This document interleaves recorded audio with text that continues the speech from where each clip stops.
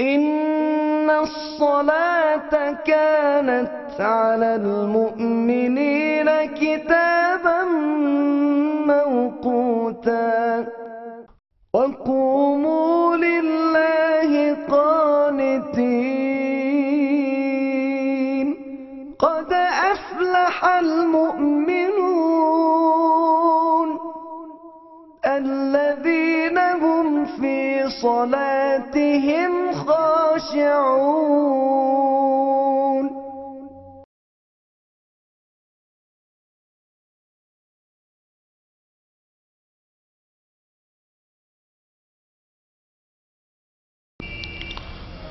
السلام عليكم ورحمة الله وبركاته.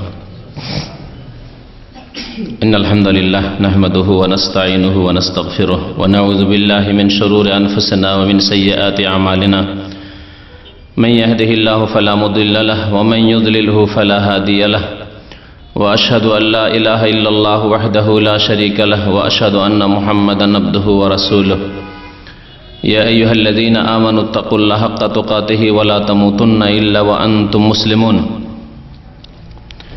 يا أيها الناس اتقوا ربكم الذي خلقكم من نفس واحدة وخلق منها زوجها وبث منهما رجالا كثيرا ونساء واتقوا الله الذي تساءلون به والأرحام إن الله كان عليكم رقيبا. يا أيها الذين آمنوا اتقوا الله وقولوا قولا سديدا يصلح لكم أعمالكم ويغفر لكم ذنوبكم ومن يطع الله ورسوله فقد فاز فوزا عظيما. أما بعد فإن خير الحديث كتاب الله وخير الهدي هدي محمد صلى الله عليه وسلم وشر الأمور محدثاتها وكل محدثة بدعة وكل بدعة ضلالة وكل ضلالة في النار. أعوذ بالله من الشيطان الرجيم. بسم الله الرحمن الرحيم. والذين هم على صلواتهم يحافظون أولئك هم الوارثون الذين يرثون الفردوس هم فيها خالدون. মহান আল্লাহর সমস্ত প্রশংসা যে আল্লাহ পাক রব্বুল আলামিন আমাদের উপর 5 ওয়াক্ত সালাত ফরজ করেছেন। এই 5 ওয়াক্ত ফরজ নামাজ সম্পর্কে আল্লাহ পাক কাল কিয়ামতে বিচার দিবসে মুসলিমদের প্রথম হিসাব নেবেন।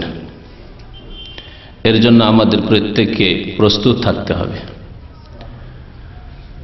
আল্লাহ পাক রব্বুল আলামিন যেমন নামাজ কায়েম করার আদায় করার হিসাব নেবেন এই ফরজ নামাজ, তেমনি কেমন করে আপনি আদায় করেছেন, সেই নামাজ শুদ্ধ হয়েছে কিনা, কার আদর্শ মোতাবেক সেই নামাজ আদায় করেছেন তারও হিসাব আমাদেরকে দিতে হবে। গত সপ্তাহের আগের সপ্তাহে নামাজের সংক্ষিপ্ত পদ্ধতি, নবী করিম সাল্লাল্লাহু আলাইহি সাল্লামের সালাত নামাজ কেমন ছিল এই সম্পর্কে উল্লেখ করা হয়েছিল এবং তার সাথে ওয়াদা করেছিলাম যে মাসাইলগুলির দলিল প্রমাণ ইনশাআল্লাহ তাআলা আগামী আলোচনায় পেশ করব। তা আজকে আপনাদের সামনে কাছাকাছি 12টি মাসলা মাসাইল, 12টি বিষয় নামাজ সংক্রান্ত, নামাজের শুরু থেকে শেষ পর্যন্ত এই 12টি মাসলা মাসাইলের দলিল সহিহ হাদিস থেকে নিয়ে এসেছি যা আপনাদেরকে শোনাবো, যাতে করে নবী করিম সাল্লাল্লাহু আলাইহি সাল্লামের হাদিসের আলোকে, সুন্নতের আলোকে আমাদের নামাজ সহিহ শুদ্ধ হয়। কারণ নামাজ যদি ভুল থাকে, নবী করিম সাল্লাল্লাহু আলাইহি সাল্লামের তরিকায় না হয়, তাহলে কবুল হবে না। যেমন অন্য অন্য ইবাদতও যদি নবী করিম সাল্লাল্লাহু আলাইহি সাল্লামের তরিকা ছাড়া অন্য কোনো তরিকায় হয় বা খেয়াল খুশি হয়, যেমন পারলাম করলাম, তাহলে কবুল হবে না। প্রসিদ্ধ হাদিস শুনিয়েছিলাম, মা আয়েশা রাদিয়াল্লাহু তাআলা আনহা বর্ণনা করেছেন, সহিহ মুসলিমে রয়েছে, মান আমিলা আমালান লাইসা আলাইহি আমরুনা, যে ব্যক্তি কোনো আমল করলো, নামাজ পড়লো, রোজা রাখলো, যাকাত দিল, হজ করলো, উমরা করলো, লাইসা আলাইহি আমরুনা, কিন্তু আমার আদর্শ মোতাবেক না, আমার তরিকা অনুযায়ী নয়। কে বলছেন? রাসূলুল্লাহ সাল্লাল্লাহু আলাইহি সাল্লাম, নবী সাল্লাল্লাহু আলাইহি সাল্লামের তরিকা অনুযায়ী নয়, ফাহরাদ্দুন, তাহলে তা প্রত্যাখ্যাত হবে, মারদুদ হয়ে যাবে, কবুল হবে না। নামাজ যতগুলি ইবাদত বন্দেগী রয়েছে, সমস্ত ইবাদত বন্দেগীর মধ্যে সবচাইতে গুরুত্বপূর্ণ ইবাদত হচ্ছে নামাজ, যাতে রয়েছে অন্তরের ইবাদত, বিনয়ী হয়ে খুশু খুজুর সাথে আল্লাহর সামনে দাঁড়াচ্ছেন, অন্তরের ইবাদত রয়েছে, যাতে রয়েছে বাচনিক ইবাদত, জবানের ইবাদত রয়েছে, কথার ইবাদত, তাকবীরে তাহরিমা দিয়ে শুরু করছেন আল্লাহু আকবার, ইবাদত, আল্লাহ সবচেয়ে বড়। সানা, সূরা, ফাতিহা সবগুলি হচ্ছে বাচনিক ইবাদত, রুকু, সাজদার, তাসবিহ, দোয়া, আত্তাহিয়াত সবগুলি হচ্ছে বাচনিক কথার ইবাদত। নামাজে রয়েছে অঙ্গ প্রত্যঙ্গের ইবাদত, গোটা শরীরের বিভিন্ন অঙ্গ প্রত্যঙ্গ ঝুঁকছে, সেজদা করছে, দাঁড়াচ্ছে। তাহলে নামাজ এমন একটি ইবাদত যাতে রয়েছে সমস্ত রকমের ইবাদত, ইবাদতে কলবি, অন্তর ইবাদত রয়েছে, ইবাদতে লিসানি, জবানের ইবাদত রয়েছে, বচনের ইবাদত রয়েছে, ইবাদতে উত্তুল জওয়ারিহ বা অঙ্গ প্রত্যঙ্গের ইবাদত রয়েছে, সমস্ত ইবাদত শামিল আছে, এত ব্যাপক ইবাদত। এই আয়াত পাঠ করেছিলাম আগের অনুষ্ঠানে যে নামাজের আল্লাহ পাক হেফাজত করতে বলেছেন, কয়েকটি আয়াতে আল্লাহ পাক হেফাজতের কথা উল্লেখ করেছেন, কাছাকাছি 4টি আয়াতে নামাজ সংক্রান্ত হেফাজতের কথা বলা হয়েছে।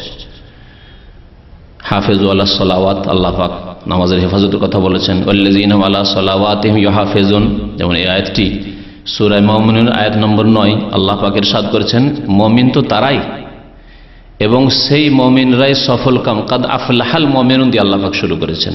ওই মুমিনরাই ফালাহ পাবে, রেহাই পাবে, মুক্তি পাবে, সার্বিক কল্যাণ হাসিল করবে। ফালাহর অর্থই হচ্ছে যাবতীয় কল্যাণ হাসিল করা, ইহকাল পরকালের সমস্ত রকমের কল্যাণ হাসিল করা, মঙ্গল হাসিল করার নাম হচ্ছে ফালাহ। যে ফালাহর দিকে ডাক দেওয়া হয় নামাজের জন্য আজানে, একামতে। আজানেও বলা হয় ইয়া আলাল ফালাহ, আর একামতেও বলা হয় হাইয়া আলাল ফালাহ, ফালাহর জন্য এসো, সার্বিক মঙ্গলের জন্য এসো। নামাজেই রয়েছে সার্বিক মঙ্গল। আল্লাহ পাক ওখানে আফলাহ দিয়ে শুরু করেছেন, যে ফালাহ পাবে, সার্বিক কল্যাণ হাসিল করবে কারা? ওই মুমিনরা যাদের আল্লাহ পাক রব্বুল কয়েকটি গুণ উল্লেখ করেছেন। প্রথম গুণই নামাজ বলে আল্লাযীনা ফি সালাতিহিম খাশিউন, তারপরে আবার শেষখানে আর অন্যান্য গুণ বর্ণনা করার পরে বলছেন ওয়াল্লাযীনা হুম আলা সালাওয়াতিহিম ইউহাফিজুন। মুমিন সফলকাম তো তারাই যারা নিজ নিজ নামাজগুলির হেফাজত করে, আলা সালাওয়াতিহিম, নামাজগুলির, যতগুলি নামাজ আল্লাহ পাক ফরজ করেছেন নামাজের হেফাজত করে। নামাজের হেফাজতের একটি গুরুত্বপূর্ণ দিক হচ্ছে যে নামাজ পড়তে হবে নবী করিম সাল্লাল্লাহু আলাইহি ওয়াসাল্লামের তরিকা মোতাবেক। কারণ আল্লাহ পাক কেমন নামাজ চান আপনার কাছ থেকে, আমার কাছ থেকে, এটা আমার আপনার জানার কোনো রাস্তা নেই, একমাত্র রাসূলুল্লাহ সাল্লাল্লাহু আলাইহি ওয়াসাল্লামের উপর ওহীর রাস্তা ছাড়া। তার উপর ওহী হয়েছে, জানিয়ে দেওয়া হয়েছে যে এইরকম নামাজ পড়ো। এই মর্মে হয়তো শুনেছেন যে যখন নামাজ মেরাজে ফরজ হলো, তারপরের দিন জিবরাইল আলাইহিস সালাম মক্কায় তাশরিফ নিয়ে আসলেন নবী করিম সাল্লাল্লাহু আলাইহি ওয়াসাল্লামের কাছে। এসে 2 দিন ছিলেন নবী সাল্লাল্লাহু আলাইহি ওয়াসাল্লামের সাথে। 2 দিন মক্কাতুল মুকাররমায় জিবরাইল আলাইহিস সালাম ছিলেন রাসূলুল্লাহ সাল্লাল্লাহু আলাইহি ওয়াসাল্লামের সাথে। মুওয়াত্তা মালিকের হাদিস হয়েছে, আম্মানি জিবরিল ইনদাল বাইত, বাইতুল্লাহর কাছে জিবরিল এসে 2 দিন আমার ইমামত করেছেন। মুক্তাদিকে রাসূলুল্লাহ সাল্লাল্লাহু আলাইহি ওয়াসাল্লাম, ইমামকে জিবরাইল আলাইহিস সালাম। একদিন প্রথম ওয়াক্তে, একদিন শেষ ওয়াক্তে কেমন করে নামাজ পড়তে হবে তাও দেখানো হয়েছে এবং ওয়াক্ত সময়ও দেখিয়ে দেওয়া হয়েছে, এই সময় নামাজ পড়তে হবে। আর বলে দেওয়া হয়েছে যে এই নামাজের ওয়াক্ত হচ্ছে এই যে 2 ওয়াক্তে পড়লাম, একদিন প্রথম ওয়াক্তে, একদিন শেষ ওয়াক্তে, এর মধ্যে নামাজ পড়তে হবে। সূর্য ওঠার পরে ফজর নামাজ পড়লে আল্লাহ কবুল করবেন না, কারণ এই নামাজ জিবরাইল আলাইহিস সালাম পড়ে দেখাননি। যেইভাবে নবী করিম সাল্লাল্লাহু আলাইহি ওয়াসাল্লামকে নামাজ পড়িয়ে দেখেছেন জিবরাইল আলাইহিস সালাম, সেইভাবে নবী করিম সাল্লাল্লাহু আলাইহি ওয়াসাল্লাম সারা জীবন নামাজ পড়েছেন। সেই নামাজ হচ্ছে আদর্শ, উসওয়া, নমুনা নারী পুরুষ উভয়ের জন্য। সুতরাং প্রত্যেককে নামাজ পড়তে হবে কার মতো? রাসূলুল্লাহ সাল্লাল্লাহু আলাইহি ওয়াসাল্লামের নামাজের মতো নামাজ পড়তে হবে। অনেক মাসলা মাসাইলে এই মযহাবধারী ভাইয়েরা, বিশেষ করে হানাফি মযহাবের নামাজে বহু মাসলা মাসাইলে দুর্বলতা আছে শুরু থেকে শেষ পর্যন্ত। একটু খুলে নাম ধরে এই জন্যই বলতে হলো যে অনেকেই যদি নাম না ধরি তো বুঝতে পারবেন না। অন্যান্য মাযহাবেও বেশ কিছু মাসলা মাসাইলে ত্রুটি রয়েছে, দুর্বলতা রয়েছে, কিন্তু হানাফি মাযহাবের নামাজে সবচাইতে বেশি ত্রুটি রয়েছে, দুর্বলতা রয়েছে শুরু থেকে শেষ পর্যন্ত।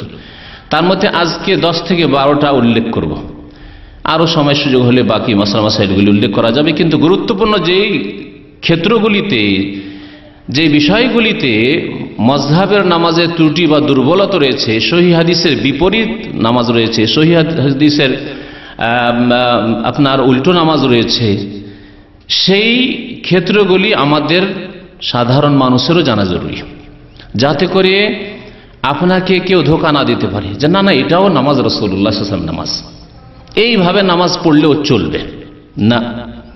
ওইভাবেই পড়তে হবে যেভাবে রাসূলুল্লাহ সাল্লাল্লাহু আলাইহি ওয়াসাল্লাম নামাজ পড়েছেন, নামাজ আদায় করেছেন। তো আল্লাহ পাক নামাজের হেফাজতের কথা বলেছেন, ওয়াল্লাযীনা হুম আলা সালাওয়াতিহিম ইউহাফিজুন উলাইকা হুমুল ওয়ারিসুন। আল্লাহ বলছেন যারা নামাজের হেফাজত করে তারাই তো ওয়ারিস, তারাই তো উত্তরাধিকারী। কিসের ওয়ারিস? আল্লাযীনা ইয়ারিসুনাল ফিরদাউস, যারা জান্নাতুল ফিরদাউসের ওয়ারিস হবে। নবী করিম সাল্লাল্লাহু আলাইহি ওয়াসাল্লাম বলেছেন জান্নাতুল ফিরদাউস সবচাইতে উচ্চ স্থান, উচ্চ মর্যাদা জান্নাতের। ফাইন্নাহু আলাল জান্নাতি ওয়া আওসাতুহা, জান্নাতের সবচাইতে উচ্চ স্থান এবং সবচাইতে উত্তম স্থান। আল্লাহ পাক ফিরদাউসের ওয়াদা করেছেন কার সাথে? যারা নামাজের হেফাজত করবে। আল্লাযীনা ইয়ারিসুনাল ফিরদাউসা হুম ফিহা খালিদুন, এবং সেখানে তারা চিরকাল অবস্থান করবে। তো নামাজ যদি সহি শুদ্ধ পড়েন, নবী করিম সাল্লাল্লাহু আলাইহি ওয়াসাল্লামের তরিকায় পড়েন, তাহলে কবুল হবে, না হলে কবুল হবে না। আর যদি সহি শুদ্ধ পড়েন তাহলে জান্নাতুল ফিরদাউস পাওয়া যাবে, আল্লাহ পাক ওয়াদা করেছেন, না হলে পাওয়া যাবে না। এবং চিরকাল থাকতে পাবেন যদি এই সহি নামাজ, রাসূলুল্লাহ সাল্লাল্লাহু আলাইহি ওয়াসাল্লাম নিয়ে আসা নামাজ যদি আদায় করেন। আসুন প্রথম মাসলা দিয়ে শুরু করি। গত আলোচনাতে বলেছিলাম যে নবী সাল্লাল্লাহু আলাইহি ওয়াসাল্লাম নামাজ কার মতো পড়তে বলেছেন? বুখারী শরীফের হাদিস, অন্যান্য হাদিসের কিতাব রয়েছে, সাল্লু কামা রাআইতুমুনি ওসাল্লি, তোমরা নামাজ পড়ো কামা রাআইতুমুনি, যেমন আমাকে দেখলে, ওসাল্লি, নামাজ পড়তে, আমাকে যেমন নামাজ পড়তে দেখলে তেমন নামাজ পড়ো। সাহাবায়ে কেরামরা যারা নামাজ পড়তে দেখেছেন রাসূলুল্লাহ সাল্লাল্লাহু আলাইহি ওয়াসাল্লামকে, তারা এই নামাজের বর্ণনা পেশ করেছেন। আমরা দেখিনি না, আমাদের দেখার কোনো উপায় আছে? সাহাবায়ে কেরাম ছাড়া কেউ দেখেনি রাসূলুল্লাহ সাল্লাল্লাহু আলাইহি ওয়াসাল্লামকে নামাজ পড়তে। তাদেরকে সম্বোধন করেছেন নবী সাল্লাল্লাহু আলাইহি ওয়াসাল্লাম, এবং তাদের কাছ থেকে তাবেঈনরা নামাজ নিয়েছেন, তাবেঈনদের কাছ থেকে তাবেঈনরা নিয়েছেন। তো এই সহি নামাজ, যেই নামাজ হাদিসের কিতাবে রয়েছে, হাদিসের কিতাবের বরাত সহ কোন কিতাবে রয়েছে, পাতা নম্বর এই জন্যই বলবো না যে পাতা নম্বর গিয়ে অনেক সময় মিলবে না, কারণ আরবি হাদিসের কিতাবের পাতা নম্বর আলাদা। আবার আরবি কিতাবের মধ্যে একটি কিতাব আছে ভাষ্য সহ, মানে ব্যাখ্যা সহ, আরেকটি বিনা ব্যাখ্যা রয়েছে, যেমন বুখারী শরীফ। তাহলে ব্যাখ্যা সহ যে কিতাব রয়েছে সহিহ বুখারীর, যেমন ফতুল বারী 12 খণ্ডে রয়েছে, কিন্তু এমনি বুখারী তো 1 খণ্ডও থাকতে পারে। ভারত, পাকিস্তানে, বাংলাদেশে যে বুখারী পাওয়া যায় সেটা 2 খণ্ডে। তাহলে পাতা নম্বর দিয়ে কোনোদিন মিলবে না। বাংলা বুখারী আমার জানা মতে 5 জন অনুবাদকের বুখারী চেপেছে। তাহলে কোনটারই পাতা নম্বর দেব? পাতা নম্বর দিয়ে পাওয়া মুশকিল। এমনকি হাদিসের নম্বরগুলি দিতেও আগপিছ হয়েছে। কোন যারা নম্বর দিয়েছেন হাদিসগুলোর, তাদের কেউ আবার সনদগুলির নম্বর দিয়েছেন। একটা হাদিস হয়তো, মানে বিষয়বস্তু একটি হাদিসের, কিন্তু 2-3টি সনদ এসেছে, 2-3টা নম্বর দিয়েছেন। নম্বরের ক্ষেত্রেও কম বেশি হয়ে গেছে। সুতরাং হাদিস কোন কিতাবে আছে এতটাই সাধারণ মানুষের জন্য জেনে নেওয়া যথেষ্ট। আর নবী করিম সাল্লাল্লাহু আলাইহি ওয়াসাল্লামের সহিহ হাদিসে যদি থাকে তাহলে শির নত করে একবার উদার অন্তর নিয়ে মেনে নিতে হবে, বিনা কোনো দ্বিধাদ্বন্দ্বে। যেমন আল্লাহ পাক হুকুম করেছেন ওয়ায়ুসাল্লিমু তাসলিমা, চোখ বন্ধ করে মেনে নেবে, মনে কিঞ্চিত পরিমাণ দ্বিধাদ্বন্দ্ব হবে না। সুম্মা লা ইয়াজিদু ফি আনফুসিহিম হারাজাম মিম্মা কাযাইতা ওয়া ইউসাল্লিমু তাসলিমা, আল্লাহ পাক বলেছেন। না হলে মুমিন হতে পারবে না। আয়াত বড় লম্বা আছে, সে আয়াতটি পুরো উল্লেখ করলাম না। আসল বিষয়ের দিকে আসি। প্রথম বিষয় হচ্ছে যে নামাজ শুরু করবেন কোথা থেকে, এগুলি কথা বলা হয়েছে। নামাজ শুরু করবেন কোথা থেকে? তাকবীরে তাহরিমা দিয়ে, তাকবীরে তাহরিমা দিয়ে নামাজ শুরু করবেন। নবী করিম সাল্লাল্লাহু আলাইহি ওয়াসাল্লামের হাদিস, মিফতাহুস সালাতি আত-তুহুর, নামাজের চাবি হচ্ছে পবিত্রতা, ওযু, আর গোসল ফরজ হয়ে থাকলে গোসল। ওয়া তাহরিমুহা তাকবীর, আর নামাজের তাহরিমা হচ্ছে তাকবীর, অর্থাৎ আল্লাহু আকবার দিয়ে নামাজ শুরু করতে হবে।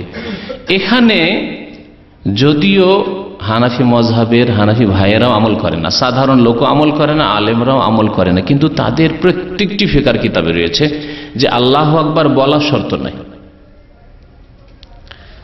কি বললে চলবে? বলছে আল্লাহর সাথে কোনো গুণবাচক কোনো শব্দ হলেই চলবে।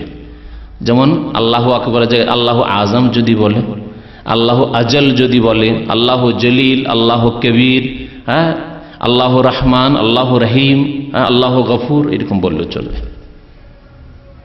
স্পষ্ট ভুল।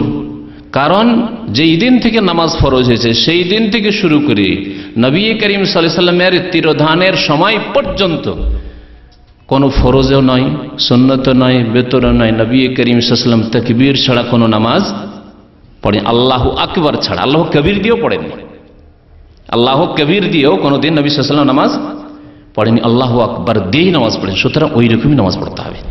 তারপর নবী সাল্লাল্লাহু আলাইহি ওয়াসাল্লাম তাকবীর দিয়ে তাহরিমা হবে। তাহলে তাকবীর ছাড়া তাজিম দিয়ে চলবে না, আল্লাহু আজিম দিয়ে চলবে না, আল্লাহু জলিল দিয়ে চলবে না। তাকবীর বলা হয় আল্লাহু আকবরকে, আল্লাহু আকবর দিয়েই নামাজ শুরু করতে হবে। শেষ হবে গিয়ে সালামে, যেমন বলছেন নবী সাল্লাল্লাহু আলাইহি ওয়াসাল্লাম ওই হাদিসে, ওয়া তাহলিলুহা আত-তাসলিম, আর নামাজের তাহলিল মানে নামাজ থেকে আপনি বেরিয়ে পড়ছেন, দুনিয়ার কাজ কর্ম কথা হালাল হয়ে যাবে সালাম ফিরলে। এই হাদিস রয়েছে আবু দাউদে এবং তিরমিজিতে।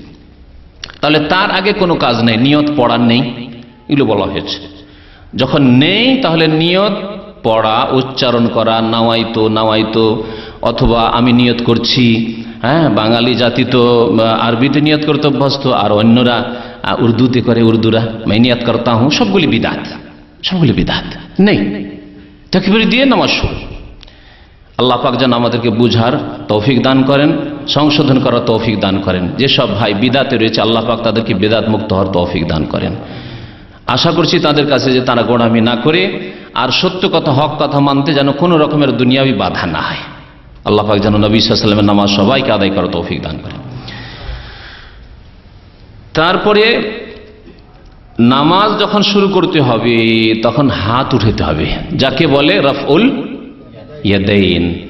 হাত কত দূর পর্যন্ত উঠাইতে হবে এই ক্ষেত্রে দুইটি হাদিস রয়েছে, দুইটি হাদিস আপনাদেরকে শোনাই। সুতরাং দুইটি জায়েজ রয়েছে।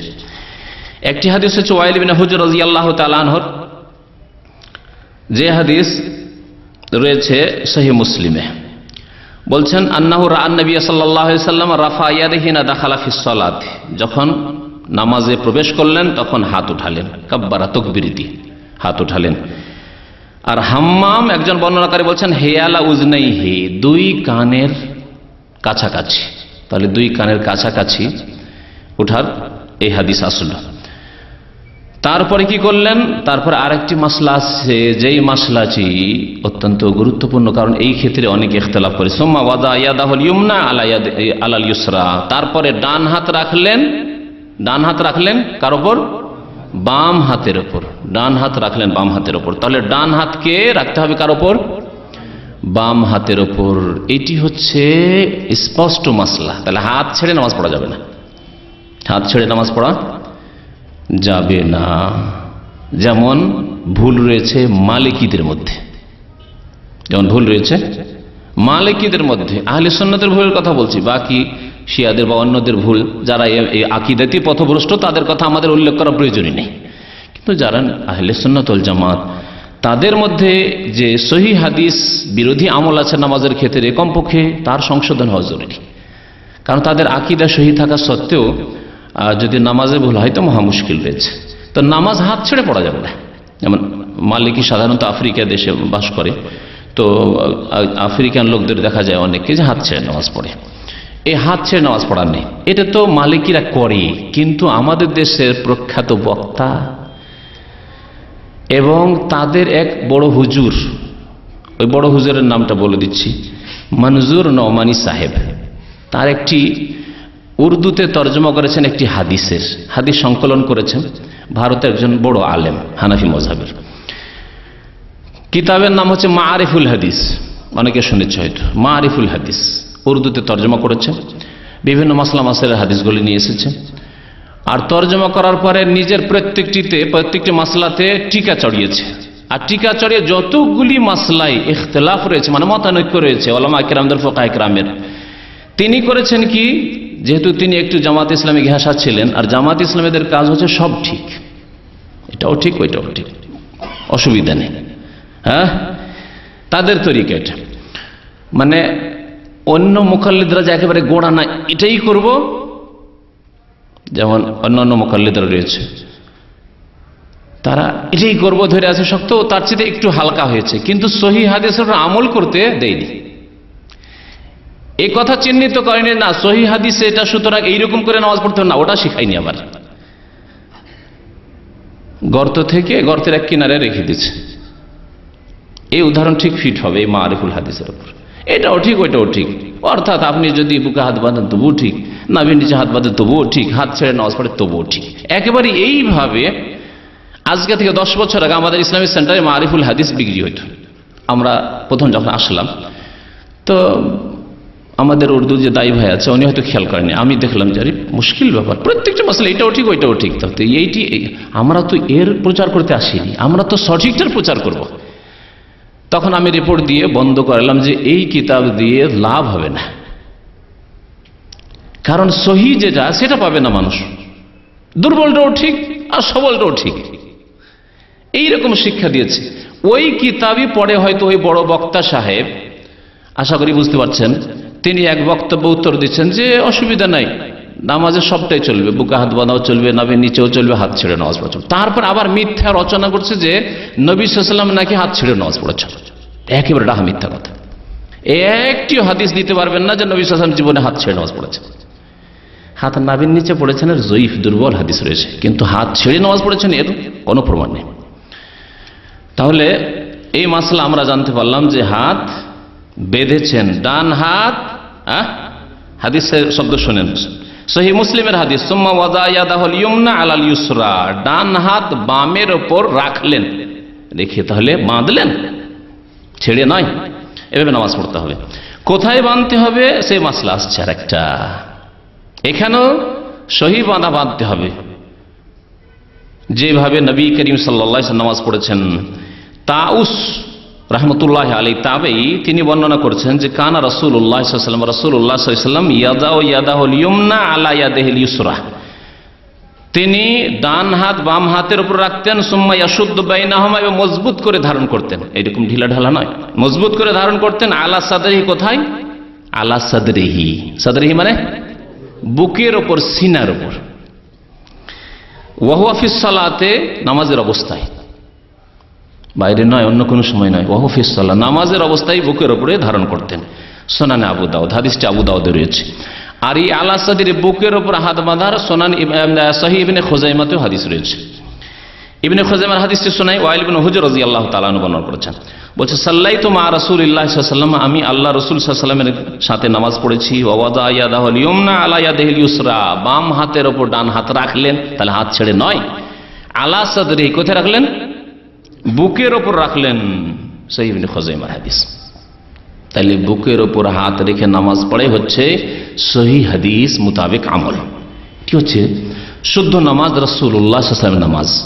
আর একটি কথা মনে রাখবেন যে যেখানে ইখতিলাফ হয়েছে, মতানৈক্য হয়েছে, এ কথা বলবেন না যে ইখতিলাফ আছে তো একটা করলেই হবে না, এরও ফয়সালা আছে, কোরআনে আল্লাহ ফয়সালা দিয়েছেন। যখন দুটি মত তিনটি মত আছে, কোনো একটা ধরলেই হয় না, এই কথা বলবেন না। আল্লাহ পাক দুটি আয়াত ইরশাদ করেছেন। একটি আয়াত রয়েছে, ফাইন তানাজাতুম ফি শাইইন ফারুদ্দুহু ইলাল্লাহি ওয়ার রাসূল, তোমাদের মাঝে যদি মতানৈক্য হয়, বিবাদ হয়, ইখতিলাফ হয়, দুটি মত তিনটি মত হয়, নানা মত হয়, তাহলে কি করতে হবে? ফারুদ্দুহু, এই বিচার ফিরিয়ে দাও কার কাছে? ইলাল্লাহি, আল্লাহর দিকে, এবং রাসূলের দিকে। ইন কুনতুম তুমিনুনা বিল্লাহি ওয়াল ইয়াউমিল আখির, যদি তোমাদের আল্লাহর প্রতি ঈমান থাকে আর আখিরাতে ঈমান থাকে, তাহলে তোমরা বিচার কোথা থেকে নেবে? আল্লাহ এবং রাসূলের নিকট থেকে নেবে। তোমরা এই কথা বলবেন না যে এটাও চলে ওটাও চলে না। তাহলে এই তরিকা ঠিক নয় যে জয়ীফ সহিহ সবই চলে না। আল্লাহ পাক ফয়সালা নিতে বলেছেন আল্লাহ এবং রাসূলের কাছে। রাসূলুল্লাহ হাদিসে ফয়সালা পেয়ে গেলেন যে সাদরে, বুকে হাত বাঁধতে হবে।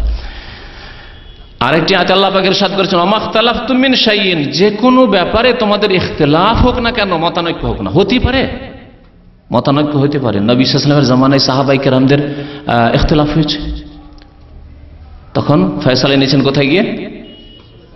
নবী সাল্লাল্লাহু আলাইহি ওয়াসাল্লামের কাছে গিয়ে। নবী সাল্লাল্লাহু আলাইহি ওয়াসাল্লাম যা বলেছেন মেনে নিয়েছেন। তার ইন্তেকালের পরে ইখতিলাফ হয়েছে, খোঁজ করেছেন তাহলে সহিহ হাদিসে কি আছে, নবী সাল্লাল্লাহু আলাইহি ওয়াসাল্লাম এই ক্ষেত্রে কি বলেছেন বা কি করেছেন, এভাবে ফয়সালা নিয়েছেন। তার ওয়ামাখতালাফতুম মিন শাইইন, যে কোনো ব্যাপারে তোমাদের যদি ইখতিলাফ হয়, ফাহুকমুহু, তার হুকুম ফয়সালা কোত্থেকে নেবে? ইলাল্লাহ, আল্লাহর কাছে। আল্লাহর কাছ থেকে কোরআনের ওহী এসেছে এবং রাসূলুল্লাহ সাল্লাল্লাহু আলাইহি ওয়াসাল্লামের যে হাদিস এসেছে তাও ওহী। কোরআনে না পেলে হাদিস থেকে ফয়সালা নিতে হবে।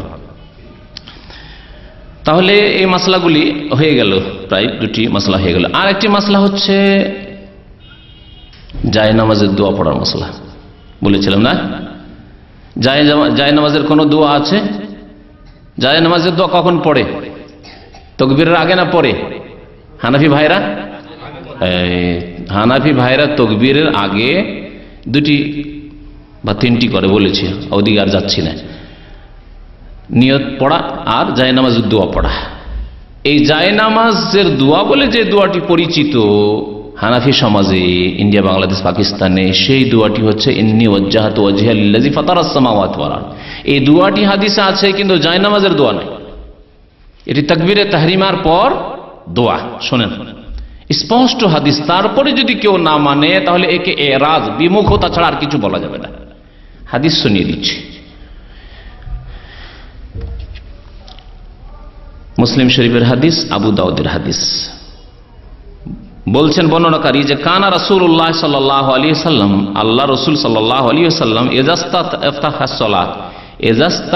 সালাহ, যখন নামাজ আরম্ভ করতেন, সালাত শুরু করতেন, কাব্বারা, কি করতেন? তাকবীর বলতেন, সুম্মা কালা, তারপরে বলতেন, সুম্মা মানে অতঃপর, কালা অতঃপর বলতেন, কি বলতেন? ওয়াজ্জাহাতু ওয়াজহিয়া লিল্লাযী ফাতারাস সামাওয়াতি ওয়া আনা আউয়ালুল মুসলিমিন পর্যন্ত। মুসলিম, আবু দাউদ। কি স্পষ্ট হইল? স্পষ্ট হইল যে এই দোয়া ওয়াজ্জাহাতু ওয়াজহিয়া কখন পড়তে হবে? তাকবীর দিয়ে, সুম্মা তারপরে। আরো শুনেন আরেকটি ভাষা, এখানে তো সুম্মা ছিল, আর ওখানে আছে বাদাত তাকবীরে, তাকবীরের পরে। আরো স্পষ্ট শোনেন। আলী ইবনে আবি তালিব রাদিয়াল্লাহু তাআলা আনহু বর্ণনা করেছেন, আন রাসূলিল্লাহ সাল্লাল্লাহু আলাইহি ওয়াসাল্লাম, রাসূলুল্লাহ সাল্লাল্লাহু আলাইহি ওয়াসাল্লাম থেকে বর্ণনা করেন, আন্নাহু কানা ইযা কামা ইলা সালাতিল মাকতুবাতি, নবী করিম সাল্লাল্লাহু আলাইহি ওয়াসাল্লাম যখন ফরজ নামাজে দাঁড়াতেন, রাফা ইয়াদাই হাজওয়া মানকাবাইহি, দুই হাত উঠাতেন, হাজওয়া মানকাবাইহি, এখানে হাজওয়া মানকাবাইহি। আর আগে শুরুতে বলেছিলাম কানের লতি পর্যন্ত, তাই না? আর এখানে মানকেব মানে হচ্ছে এই কাঁধ। আর অধিকাংশ হাদিসগুলি মানকেবের কথা আছে, তাহলে হাত ওঠানোর জন্য এতটাই যথেষ্ট। এটা হচ্ছে সুন্নত, এই সুন্নত যথেষ্ট। আর যদি কেউ আরেকটু ওপরে উঠায় কোনো অসুবিধা নেই, কিন্তু আবার কান ধরা, আল্লাহু আকবার অথবা আল্লাহু আকবার না। মহিলাদেরকে দেখা যায় একেবারে আল্লাহু আকবার না, কানের লতির নিচে থাকবে অথবা কাঁধ পর্যন্ত, হাজওয়া মানকাবাইহি, কাঁধ পর্যন্ত। ওয়াসনাউ যালিকা আইযান ইযা কাযা কিরাতাহু, কিরাত শেষ করে রুকু ওয়ারাদ আইয়ারকা, রুকুতে গেলে তখনও রাফা এদেন করতেন। মাসলা আলেকটি চলে আসছে, রাফা এদেনের মাসলা পরে বলবো। ওয়াসনাউ ইযা রাফা রাসা মিনার রুকু, রুকুতে যখন মাথা উঠিয়ে দেন, সামি আল্লাহু লিমান হামিদা রব্বানা ওয়া লাকাল হামদ বলে, তখন রাফা এদেন করতেন। ওয়ালা ইয়ারফাউ ইয়াদাইহি ফি শাইইন মিন সালাতিহি ওয়া কায়দান, বসে রাফা এদেন করতেন না, মানে সিজদায়, সিজদায় গেলেন বসে, বা সিজদা থেকে উঠে আবার দ্বিতীয় সেজদা দেওয়ার সময় এগুলো তো রফুল ইয়াদান করতেন, হাত উঠাতেন না। ওয়াইজা কামা মিনাস সাজদাতে মিন সাজদাতেন রাফা ইয়াদাইহি কাযালিকা ফাকাব্বার, যখন 2 রাকাত নামাজ পড়ে যখন উঠতেন, তখনও মানে 2 রাকাত 4 রাকাত বিশিষ্ট নামাজ বা 3 রাকাত বিশিষ্ট নামাজ প্রথম আত্তাহিয়াত পড়ার পরে তখনও রফুল ইয়াদান করতেন, ফাকাব্বার তাকবীর বলতেন। ওয়া ইয়াকুলু হিনা ইফতাতিহু সালাতা বাদা তাকবীর, এটি হচ্ছে এই মাসলা, যে মাসলা আলোচনা করছি। এবং নবী সাল্লাল্লাহু আলাইহি ওয়াসাল্লাম বলতেন যখন নামাজ শুরু করতেন বাদাত তাকবীর, তাকবীরের পরে। বাদাত তাকবীর মানে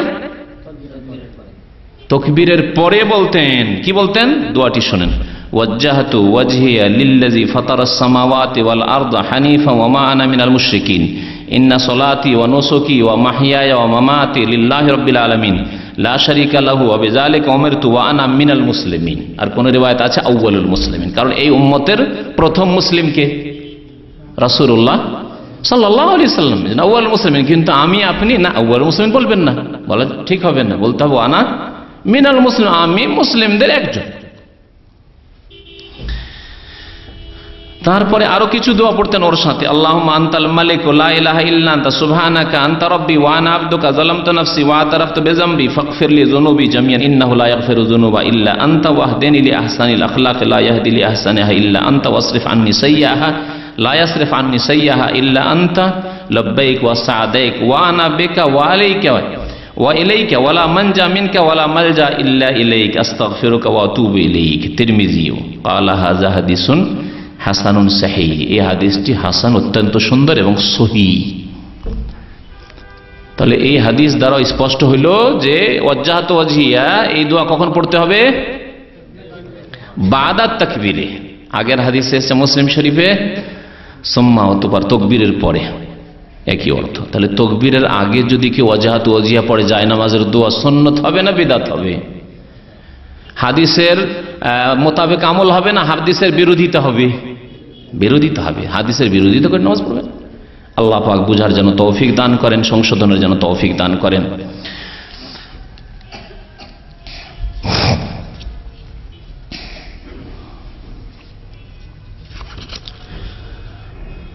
পাঁচ নম্বর মাসলা তা হচ্ছে যে আমাদের দেশের মানুষরা সানাতে একটি মাত্র দোয়া মুখস্থ রাখে, ওইটি পড়ে, ব্যাস।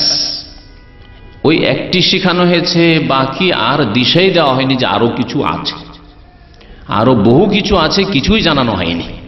মাঝে মাঝে আমল করিও যাতে করে নবী সাল্লাল্লাহু আলাইহি ওয়াসাল্লামের মতো নামাজ হয়, শেখানো হয়নি। সানাতে ছোট্ট যে দোয়াটি সানা মানে আল্লাহ পাকের সানা গুণগান রয়েছে, সেটি শুধু মুখস্থ আছে। এই ক্ষেত্রে নবী করিম সাল্লাল্লাহু আলাইহি ওয়াসাল্লামের একটি হাদিস দ্বারা প্রমাণিত হলো যে ইন্নী ওয়াজহাতু ওয়াজহিয়া লিল্লাযী ফাতারাস সামাওয়াতি, এটা পড়তেন তাকবীরের পরে। আর কোন কোন নামাজে কি পড়তেন? বুখারী শরীফে রয়েছে, মুসলিম শরীফে রয়েছে। শুনেন, আন আবি হুরায়রা রাদিয়াল্লাহু তাআলা আনহু, আবু হুরায়রা রাদিয়াল্লাহু তাআলা আনহু বর্ণনা করেছেন, কানা রাসূলুল্লাহ সাল্লাল্লাহু আলাইহি ওয়াসাল্লাম, নবী করিম সাল্লাল্লাহু আলাইহি ওয়াসাল্লাম ইযা কাব্বারা ফিস সালাতে, নামাজে যখন তাকবীর পাঠ করতেন,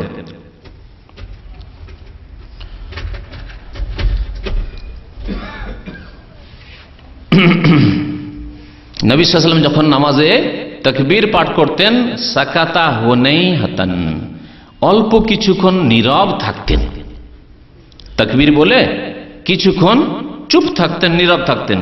সাকাতা হুনাইয়াতান ক্বাবলা আন ইয়াকরা, কিরাতের পূর্বে, মানে সূরা ফাতিহা পাঠের পূর্বে। ফাকুলতু ইয়া রাসূলুল্লাহ বিআবি আনতা ওয়া উম্মি, আবু হুরায়রা রাদিয়াল্লাহু তাআলা আনহু বললেন যে আমার মাতা পিতা আপনার উপর কুরবান যাক, মানে আপনার জন্য আমি আমার আম্মা আব্বাকে উৎসর্গ করতে প্রস্তুত রয়েছি।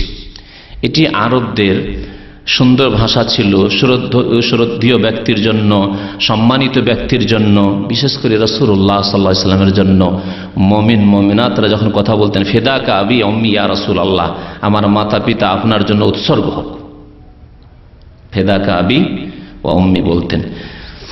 আর আইতা, আচ্ছা বলুন তো, সুকুতাকা বাইনা তাকবীরে ওয়াল কিরাতি, আপনি তাকবীর এবং কিরাতের মাঝখানে, সূরা ফাতিহার মাঝখানে যে নীরব থাকেন, মা তাকুল, কি বলেন আপনি এই সময়, কি বলেন? কালা, নবী করিম সাল্লাল্লাহু আলাইহি ওয়াসাল্লাম বললেন। আচ্ছা, এই সওয়াল প্রশ্ন ফরজ নামাজ সম্পর্কে ছিল না নফল নামাজ সম্পর্কে? ফরজ।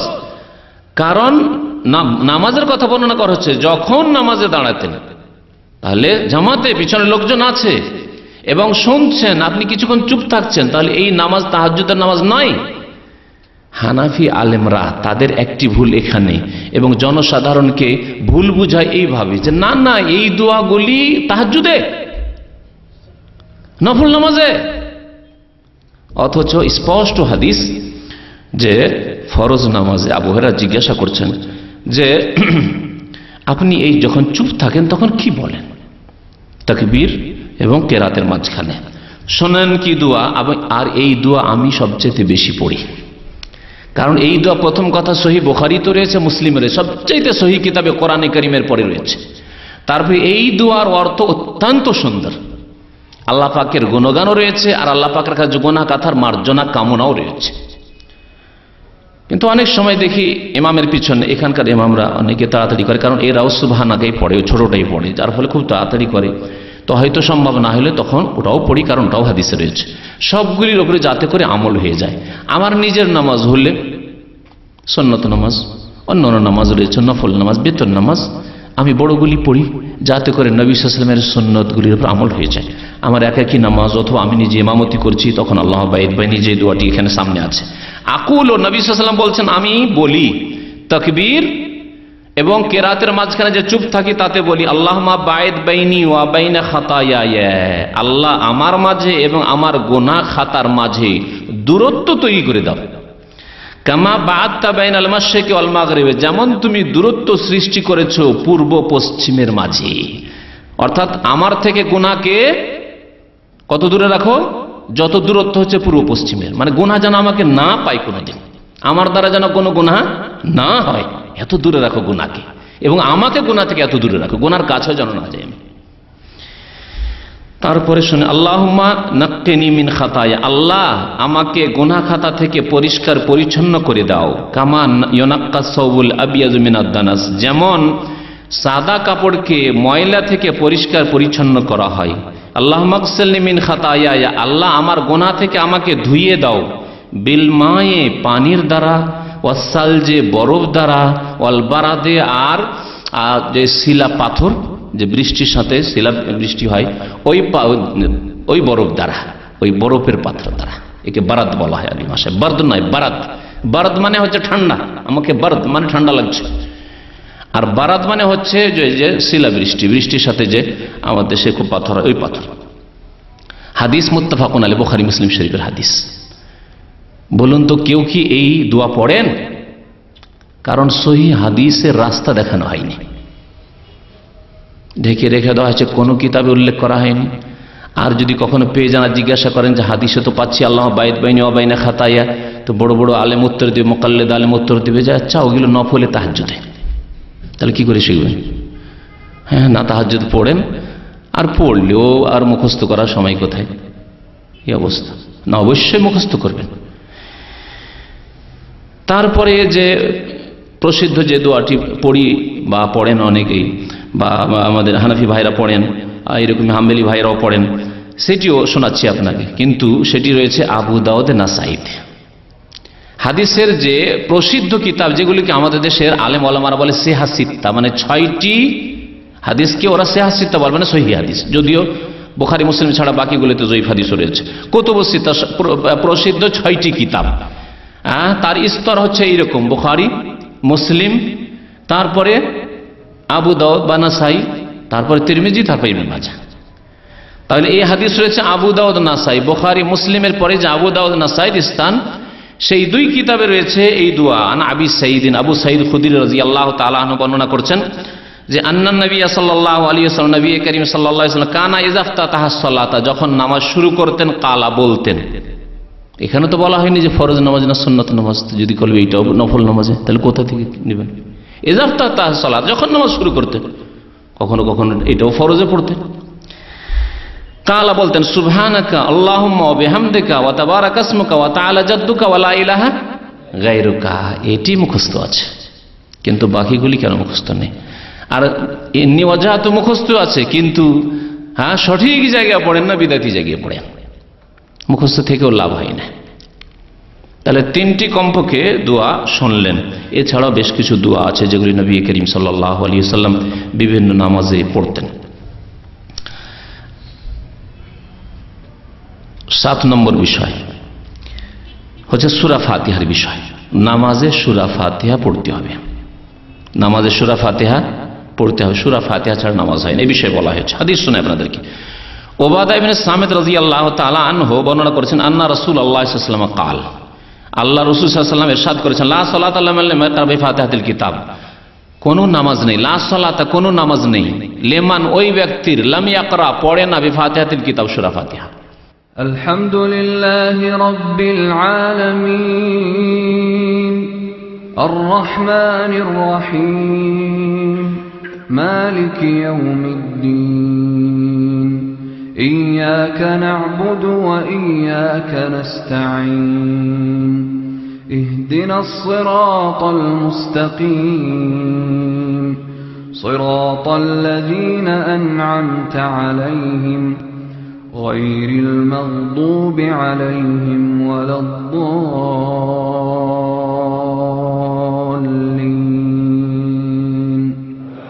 آمين। যে ব্যক্তি সূরা ফাতিহা পড়ে না তার নামাজ হয় না, এই হচ্ছে নবী সাল্লাল্লাহু আলাইহি হাদিস। হাদিস বুখারীতে রয়েছে, মুসলিমে, আবু দাউদে, নাসাই, তিরমিজি, ইবনে মাজাহ, আখরাজাহুল জামা বলা হয় হাদিসটিকে। মুহাদ্দিসিনদের জামাত, সমস্ত মুহাদ্দিসিন এই হাদিসটিকে নিজ নিজ কিতাবে উল্লেখ করেছেন নামাজের অধ্যায়ে। লা সালাতা লিমান লাম ইয়াকরা বিফাতিহাতিল কিতাব, সূরা ফাতিহা ছাড়া নামাজ হয় না। এই ক্ষেত্রে সবচেয়ে দুর্বল মত হচ্ছে যে কোন নামাজই সূরা ফাতিহা পড়বো না মুক্তাদি হইলে, হ্যাঁ, যেটি হচ্ছে হানাফি মাযহাবের ফতোয়া, যে কি হচ্ছে মুক্তাদি হইলে সূরা ফাতিহা পড়া জায়েজ নেই, পড়বেই না। জেহেরি হোক আর সিরি, কোন নামাজে বলার উদ্দেশ্য হচ্ছে জেহেরি হোক আর সিরি হোক। জাহরি মানে যাতে উচ্চ স্বরে কেরাত চলছে এবং শুনছি, যেমন মাগরিবের নামাজের প্রথম 2 রাকাত, এশার প্রথম 2 রাকাত, ফজরের 2 রাকাত, এগুলো হচ্ছে জাহরি নামাজ, তাতেও জায়েজ নয় তাদের কাছে। আর সিরি নামাজ এমনকি জোহরেও জায়েজ নয়, আসরেও জায়েজ নয়, মাগরিবের তৃতীয়তে চলবে না, এশার তৃতীয় চতুর্থ রাকাতে চলবে না। সবচাইতে দুর্বল মত হচ্ছে এটি নামাজের ক্ষেত্রে। নামাজ সূরা ফাতিহা ছাড়া হয় না, আর বলছেন না সূরা ফাতিহা পড়া না জায়েজ। কেমন কথা হইল? উল্টো কথা না, একেবারে বিপরীত কথা। আর 2টি মত আছে, তার একটি মত হচ্ছে এর একেবারে বিপরীত। যেমন এতে বলা হয়েছে যে মুক্তাদি তোমার জন্য সূরা ফাতিহা পড়া জায়েজ নয়, সবচেয়ে দুর্বল মত। আর সবচেয়ে এর বিপরীত একটি মত হচ্ছে যে সমস্ত নামাজে সূরা ফাতিহা পড়তে হবে, প্রত্যেক ব্যক্তিকে সূরা ফাতিহা পড়তে হবে, সিররি নামাজ হোক, জাহরি নামাজ হোক, হ্যাঁ, ইমাম হোক, মুক্তাদি হোক, আর একাকী নামাজি হোক। ইমাম শাফি রহমতুল্লাহ আলাইহি এটি মত 4 ইমামের মধ্যে। ইমাম বুখারী রহমতুল্লাহ আলাইহি, যে আমিরুল মুমিনিন ফিল হাদিস, মুহাদ্দিসিনদের শিরোমণি, সবচেয়ে বড় মুহাদ্দিস যিনি, তার এটি মত। এবং তিনি একটি প্রসিদ্ধ কিতাব লিখেছেন, বাংলায় অনুবাদ হয়েছে, ঢাকায় পাওয়া যাচ্ছে, ঢাকা থেকে ছেপেছে, এটি সৌদি আরবে ছাপা বই নাই, বাংলা বইটি। হ্যাঁ, জুজউল কিরাত খালফাল ইমাম, আরবিতে কিতাবটির নাম। সর্বোত্তম কিরাত, ইমামের পিছনে সর্বোত্তম কিরাত বলি নামটি বাংলায় দিয়েছে, বইটি পাওয়া যাচ্ছে। ইমাম বুখারী রাহমাতুল্লাহ আলাইহির মত। তবে তিনি বলেছেন যে ওয়ালাদ-দাল্লিনের পরে একটু বিরতি দিবে ইমাম সাহেব, তখন পড়বেন, কিন্তু পড়তে হবে, তার মত। মাঝামাঝি মত শুনেন, 2 দিকে 2টো মত শুনলেন। মাঝামাঝি মত হচ্ছে ইমাম আহমদ বিন হাম্বল, ইমাম মালিক বলছেন যখন শুনবেন তখন শোনাটাই পড়ার বিকল্প, আর যদি না শোনেন তাহলে মুক্তাদি আপনাকে পড়তে হবে, না হলে নামাজ হবে না। কারণ শুনলেনও না আর পড়লেন না। যেমন আমাদের দেশে বিনা মাইকে নামাজ হয়, 2 কাতার পিছনে আর কিছু শোনা যায় না যে ইমাম কি পড়ছে না পড়ছে, তাহলে পড়তে হবে। তারপরে সিরি নামাজ, জোহরের নামাজ, আসর নামাজ, মাগরিবের 3য় রাকাত, এশার 3য় 4র্থ রাকাত, এগুলি সিররি, ইমাম মনে মনে পড়ছে, আপনি মনে মনে পড়ছেন, এতে কোনো রকমের বিরোধ নেই, সুতরাং অবশ্যই পড়তে হবে। ইমাম ইবনে তাইমিয়া রাহমাতুল্লাহ আলাইহি এই মাসলাটিকে গ্রহণ করেছেন। তো সতর্কতা হচ্ছে সূরা ফাতিহা দিয়ে নামাজ পড়া, সূরা ফাতিহা ছাড়া নামাজ পড়া নয়, সূরা ফাতিহা দিয়ে নামাজ পড়া। আজকে যদি সময় থাকতো বেশি তাহলে আমি উল্লেখ করতাম যে হানাফিদের বড় বড় আলেমরা তারা সূরা ফাতিহা পড়তে হবে এ কথা স্বীকার করেছেন। তাদের একটা বড় লিস্ট আছে, কখনো ইনশাআল্লাহ সময় সুযোগ হলে শোনাবো, কিন্তু আমাদের প্রয়োজন নেই। এতটাই যথেষ্ট যে রাসূলুল্লাহ সাল্লাল্লাহু আলাইহি ওয়াসাল্লাম বলেছেন সূরা ফাতিহা ছাড়া নামাজ হয় না। আপনার নামাজের হেফাজত করতে চান কি চান না? অবশ্যই চান। সুতরাং সতর্কতা এতেই আছে যে আপনি সূরা ফাতিহা পড়বেন, সূরা ফাতিহা ছাড়া নামাজ পড়বেন না। তারপরে গতানুগতিক নামাজ পড়তে অনেকে মাসলা শুনলেন, কিন্তু ওই যে ভুল অভ্যাস হয়ে আছে ওই অভ্যাসে থেকে যাচ্ছে না।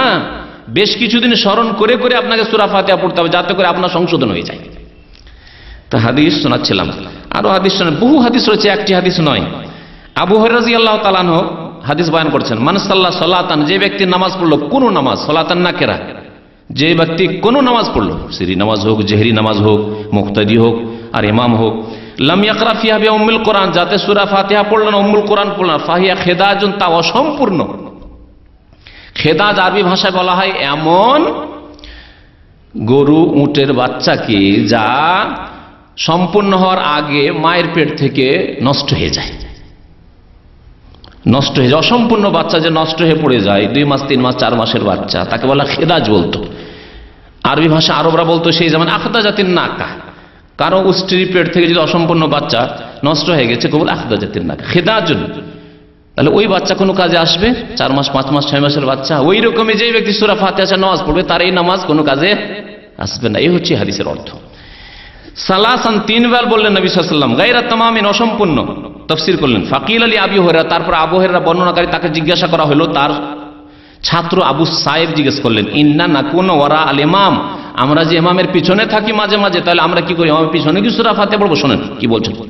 আবু হুরায়রা রাদিয়াল্লাহু তাআলা আনহু, যিনি 5000-এর বেশি হাদিস বর্ণনা করেছেন রাসূলুল্লাহ সাল্লাল্লাহু আলাইহি ওয়াসাল্লাম থেকে, সবচেয়ে বেশি সাহাবায়ে কেরামদের মধ্যে হাদিস তিনি মুখস্থ রেখেছিলেন, তিনি জবাব দিচ্ছেন। তাকে জিজ্ঞাসা করা হলে যে ইমামের পিছনে থাকলে আমরা কি করব, উত্তর দিচ্ছেন, ফাকালা ইকরা বিহা ফি নাফসিকা, ইকরা বিহা ফি নাফ, ইকরা বিহা, তা পড়ে নাও, মানে সূরা ফাতিহা পড়ে নাও, ফি নাফসিকা, তোমার মনে মনে, মনে মনে মানে উচ্চ স্বরে নাই, মনে মনে, আলহামদুলিল্লাহ এই মনে মনে জবান হিলিয়ে সূরা ফাতিহা পড়ে নাও। এই ছিল সূরা ফাতিহার বিষয়। সূরা ফাতিহা সম্পর্কে আরেকটি হাদিস শুনেন, তিরমিজিতে রয়েছে, উবাদা বিন সামিতের হাদিস। একদিন ফজরের নামাজ পড়লেন রাসূলুল্লাহ সাল্লাল্লাহু আলাইহি ওয়াসাল্লাম, ফাসাকালাত আলাইহিল কিরাআত, কিরাআতটা যেন ভারী ভারী লাগলো, মনে হচ্ছে পিছনে কেউ কেউ পড়ছে, একটু জোরে জোরে পড়ছিল। ফালাম মান সারাফা, সালাম ফিরলেন, বললেন, ইন্নী আরাকুম তাকরাউনা ওয়ারা ইমামিকুম, আমার মনে হচ্ছে যে তোমরা ইমামের পিছনে কিরাআত করো, সূরা পড়ো। কুলনা ইয়া রাসূলুল্লাহ, সাহাবারা বলে, হে আল্লাহর রাসূল, ই ওয়াল্লাহ, অবশ্যই আমরা সূরা পড়ি ইমামের পিছনে।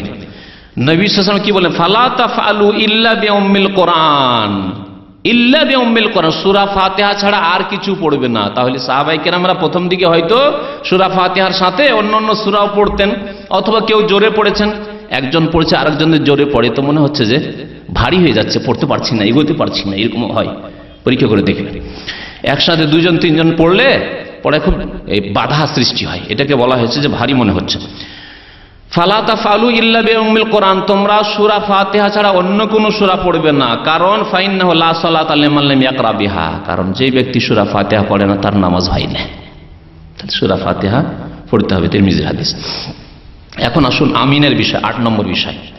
আমিন জোরে বলতে হবে না আস্তে বলতে হবে? আস্তে বলার হাদিস যঈফ, দুর্বল, আর জোরে বলার হাদিস হচ্ছে সহিহ। নবী সাল্লাল্লাহু আলাইহি ওয়াসাল্লামের সাহাবারা জোরে আমিন বলতেন। ইমাম বুখারী অধ্যায় কায়েম করেছেন, অধ্যায় নম্বর 111, বলছেন বাবু জাহরিল ইমাম বিত তামিন। এই অধ্যায় হচ্ছে যে ইমামও আমিন জোরে বলবে। মক্কাতুল মুকাররমায়, মসজিদে হারামে আর মদিনা মসজিদ নববীতে দেখেন তো ইমামরা আমিন শোনেন না, বাইরে থেকে শুনতে পাচ্ছেন, কারণ মাইকে আওয়াজ পৌঁছে যাচ্ছে। আমিন যে ইমাম বলছেন, ইমামের আমিনও শোনা যাচ্ছে। তো ইমাম জোরে আমিন বলবে আর মুক্তাদিরও জোরে আমিন বলবে। কালা আতা, প্রখ্যাত তাবি আতা বলছেন, আমিন দুআউন, আমিন হচ্ছে দোয়া। আমিন মানে আল্লাহ কবুল করো, এই যে দোয়া করা হলো সূরা ফাতিহা, আল্লাহ তুমি কবুল করো। তারপরে বর্ণনা করেছেন একটি সাহাবীর আমল, প্রখ্যাত সাহাবী এবং মক্কাতুল মুকাররমা জাজিরার খলিফা হয়েছিলেন আব্দুল্লাহ বিন জুবাইর রাদিয়াল্লাহু তাআলা আনহুমা, এবং তিনি আসমা বিন আবি বকর, আবু বকরের মেয়ে যে আসমা রাদিয়াল্লাহু তাআলা আনহুম ছিলেন, আসমার ছেলে আব্দুল্লাহ বিন জুবাইর। বলছেন আম্মানা ইবনু জুবাইর ওমান ওয়ারাআহু, ইবনু জুবাইর রাদিয়াল্লাহু তাআলা আনহুমা এবং তার পিছনের মুক্তাদিরা সবাই আমিন এত জোরে বললেন, হাত্তা ইন্না লিল মসজিদি লালাজ্জাতান, মসজিদ বেজে উঠল, মসজিদ বেজে উঠল। আস্তে আমিন বলে কোনদিন দেখছেন পাকা মসজিদ, বাইতুল মুকাররম মসজিদ কোনদিন বেজেছে? হ্যাঁ, কোনদিন আওয়াজ শুনেছেন? না। 10,000 20,000 মুসল্লি নামাজ পড়ছে, তারপরেও মুকাল্লিদ ভাইদের মসজিদে আমিনের আওয়াজ পাওয়া যায় না। আর তখনকার কাঁচা মসজিদ, 1400 বছর আগের মসজিদ, কাঁচা মসজিদ, পাকা মসজিদের মসজিদ বেজে উঠেছে, আব্দুল্লাহ বিন জুবাইর রাদিয়াল্লাহু তাআলা আনহুমা এবং সাহাবায়ে কেরামরা তাবেঈনরা তার পিছনে যখন আমিন বলেছিলেন। ওয়া কানা আবু হুরায়রা রাদিয়াল্লাহু তাআলা বলতেন, ইউনাদিল ইমাম, ইমামকে বলতেন, লা তাফুতনি বি আমিন, আমার আমিন যাতে না ছুটে যায়, মানে আমিন আপনি বলবেন, আমি যাতে আমিন বলতে পাই। ওয়ালা দাল্লিন না বলে তাড়াতাড়ি করে কেরাত শুরু করিয়ে দিন, আমিন বলতে দিয়ে নাও। সাহাবায়ে কেরাম এত আমিন গুরুত্বের সাথে বলতেন। বুখারী শরীফে এগুলি কথা রয়েছে। ওয়াকাল নাফে তাবি বলছেন, কানা ইবনে ওমর লা ইয়াদাহু, আব্দুল্লাহ বিন ওমর রাদিয়াল্লাহু তাআলা আনহুমা কখনো ছাড়তেন না এবং মানুষকে উৎসাহিত ইয়াহুদ্দুহুম উৎসাহিত করতেন। ওয়া সামি'তু মিনহু ফি যালিকা খায়রান, খুব ভালো ভালো কথা তার কাছ থেকে শুনেছি আমিনের ফজিলত সম্পর্কে। আমিন সম্পর্কে নবী সাল্লাল্লাহু আলাইহি ওয়াসাল্লাম যে ফজিলত বয়ান করেছেন, ইজা আম্মানাল ইমামু ফাআমিনু, যখন ইমাম আমিন বলবে তখন তোমরাও আমিন বলো। তাহলে ইমাম যদি জোরে না বলে তাহলে কখন আমিন বললো ইমামের আগে বললাম না পরে বললাম না সাথে হয়ে গেলে কেমন করে বুঝবেন? বোঝা যাবে? ইজা আম্মানা, যখন ইমাম আমিন বলছে তোমরা আমিন বলো। ফাইন্নাহু মান ওয়াফাকা তামিনুহু তামিনাল মালায়েকা, ফেরেশতারা আমিন বলে। অন্য হাদিস রয়েছে ফাইনাল মালায়েকাতু ইয়ামিনুন, ফেরেশতাগণ আমিন বলেন, যারা হাজির ফেরেশতারা উপস্থিত ফেরেশতা রয়েছেন মসজিদে। আর যদি ওই সময় তোমার আমিন, ইমামের আমিন, ফেরেশতার আমিন এক হয়ে যায়, অনুকূলে হয়ে যাবেন, একসাথে সবাই আমিন, গফিরা লাহু মা তাকাদ্দামা মিন যামবিহি, তাহলে অতীতের গুনাহ খাতা মুসল্লিদের মাফ হয়ে যাবে। এইভাবে আমিনের ফজিলত বয়ান করেছেন নবী সাল্লাল্লাহু আলাইহি ওয়াসাল্লাম। একটি হাদিসে বলেছেন যে আমিনের সবচেয়ে বেশি হিংসা করে ইহুদিরা। ইহুদি যদি আমিন শুনে তো গায়ের জ্বালা হয়ে যায় তাদের। মদিনায় ইহুদি কিছু বাস করতো, সাহাবায়ে কেরাম আমিন বলতেন নামাজে, সবচেয়ে বড় জ্বালা হইতো ইহুদিদের, যারে এদের দোয়া কবুল হয়ে যাবে। হ্যাঁ, ইহদিনাস সিরাতাল মুস্তাকিম সিরাতাল্লাযীনা আনআমতা আলাইহিম গায়রিল মাগদুবি আলাইহিম, ইহুদি ওয়ালা দাল্লিন, খ্রিস্টান নাসারা, আল্লাহ এসব পথ দেখানো, সিরাতে মুস্তাকিম, মুমিন মুমিনাতের পথ দেখাও। এই দোয়া কষ্ট হবে না ইহুদিকে? আর সবাই মুমিন বলছেন আমিন।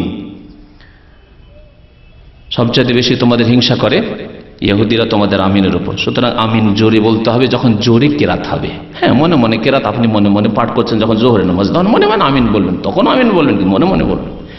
এই হচ্ছে সুন্নাত। আর একটি হাদিস রয়েছে, আবু দাউদে রয়েছে হাদিসটি, যেখানে রয়েছে রাফা বিহা সাউতাহু, আর দারাকুতনিতে রয়েছে যেখানে রয়েছে মাদ্দা বিহা সাউতাহু। ওয়াইল বিন হুজর রাদিয়াল্লাহু তাআলা আনহু বর্ণনা করেছেন, সাল্লাইতু খালফা রাসূলিল্লাহ, আমি আল্লাহর রাসূল সাল্লাল্লাহু আলাইহি ওয়াসাল্লামের পিছনে নামাজ পড়লাম। ফালাম্মা কালা ওয়ালাদ দাল্লিন, যখন ওয়ালাদ দাল্লিন বললেন, কালা আমিন, নবী সাল্লাল্লাহু আলাইহি ওয়াসাল্লাম বললেন আমিন।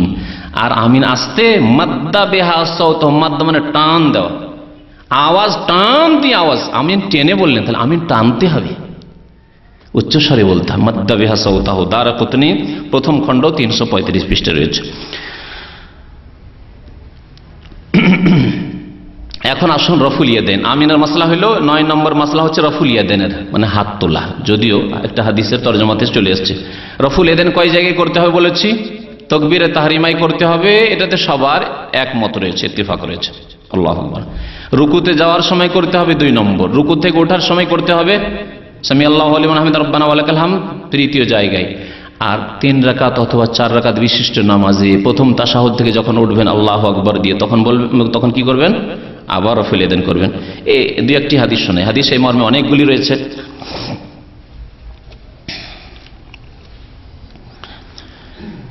ইবনে ওমর রাদিয়াল্লাহু তাআলা আনহুমা আর আমল বলছেন, কানা ইজা দাখালা ফিস সালাতে, যখন নামাজে প্রবেশ করতেন, কাব্বারা তাকবীর বলতেন, ওয়া রাফা ইয়াদাইহি, 2 হাত উঠাইতেন। ওয়া ইজা রাকা, যখন রুকুতে যেতেন, রাফা ইয়াদাইহি, তখন রাফা ইয়াদাইন করতেন 2টি। ওয়া ইজা কালা সামি আল্লাহু লিমান হামিদা, যখন সামি আল্লাহু লিমান হামিদা রব্বানা ওয়া লাকাল হামদ বলতেন, রাফা ইয়াদাইহি, তখনও কি করতেন? রফুল ইয়াদাইন করতেন। ওয়া ইজা কামা মিনার রাকাতাইনি রাফা ইয়াদাইহি, আর 2 রাকাত পড়ে, 3 রাকাত নামাজে যেমন মাগরিবের নামাজ, হ্যাঁ ওইরকমই 4 রাকাত বিশিষ্ট নামাজ, যখন প্রথম তাশাহুদ পড়ে উঠতেন, 2 রাকাত নামাজ পড়ে রাফা ইয়াদাইহি, তখনও 2 হাত উত্তোলন করতেন, রফুল ইয়াদাইন করতেন।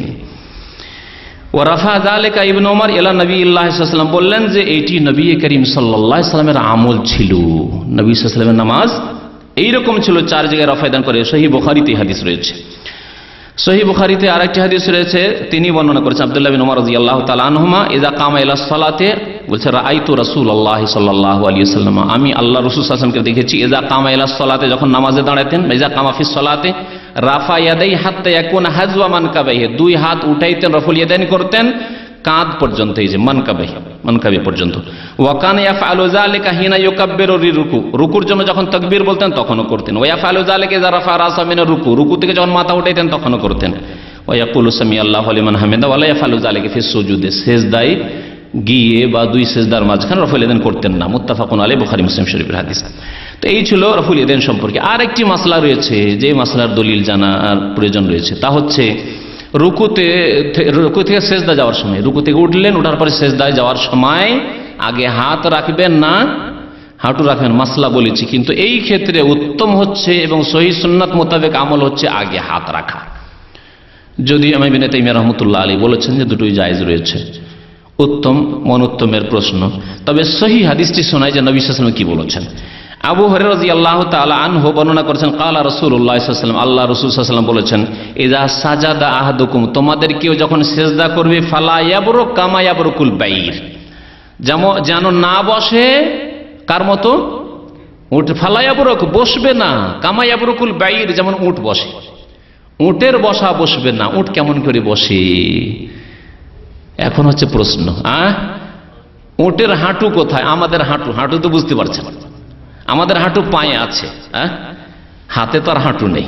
মানুষের যেহেতু হাত আছে আর পা আছে, কিন্তু উটের যেহেতু চার পায়ের কোন পায়ে হাঁটু আছে? পিছের পায়ে না সামনের পায়ে? হাঁটু কিন্তু সামনের পায়ে। হাঁটু পেড়ে বসে না? প্রথম যখন উট বসে হাঁটুটা পেড়ে দেয়, পায়ের হাঁটুটা পেড়ে দেয় সামনের পায়ে, তারপরে বসে। এরকম করে বসে না, মানে পেছন দিকে আগে চলে না, সামনের দিকে আগে হাঁটু পেড়ে দিয়ে তারপরে বসে। নবী সাল্লাল্লাহু আলাইহি ওয়াসাল্লাম কি বললেন? ফালা ইয়াবরুক কামা ইয়াবরুকুল বাইর, বসবে না যেইভাবে উট বসে, তার মানে হাঁটু রাখবে না। এই হাদিসের ব্যাখ্যা হচ্ছে হাঁটু রাখবে না। তার ব্যাখ্যাও করে দেওয়া হচ্ছে, তারপরে হচ্ছে ওয়াল ইয়াদা ইয়াদাইহি কাবলা রুকবাতাইহি, এবং দুই হাত যেন রাখে কাবলা রুকবাতাইহি, হাঁটুর আগে, হাঁটুর পূর্বে, দুই হাঁটুর পূর্বে কি রাখবে? দুই হাত। ওয়াল ইয়াদা, অবশ্যই যেন রাখে, ইয়াদাইহি, দুই হাত, কাবলা রুকবাতাইহি, দুই হাঁটুর পূর্বে। আল্লামা আলবানী রহমতুল্লাহ আলাইহি বলছেন হাদিসটি সহিহ।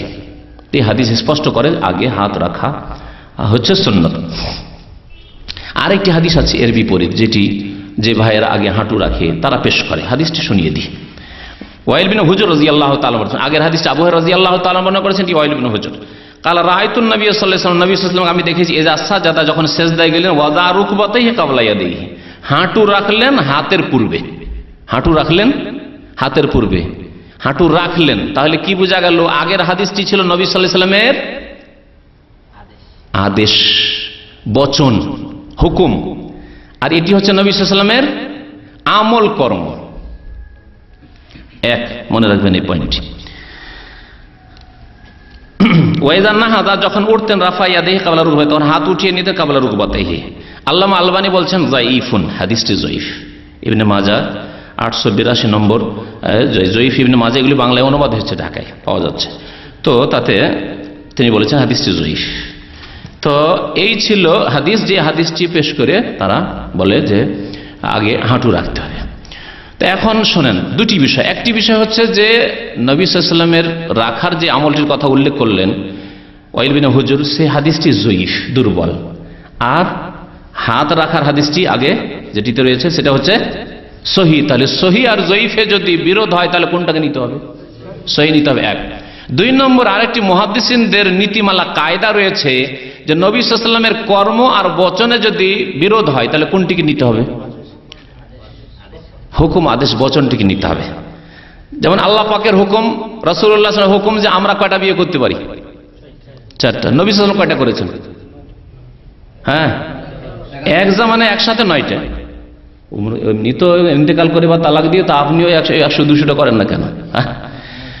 কিন্তু একসাথে কটা রাখতে পারেন আপনি?